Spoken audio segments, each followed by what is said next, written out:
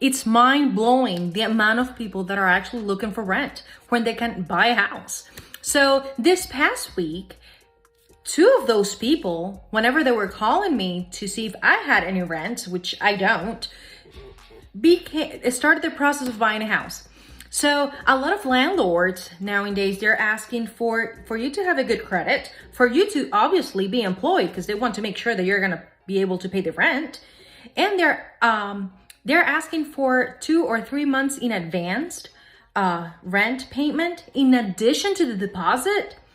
In fact, these two people that are in the process now, they're going to end up paying less money to get into their own home than if they would have found rent. So you can be one of those people if you're looking for rent and can't find any, or want to even explore the option of calling me and see if you can qualify to purchase a house.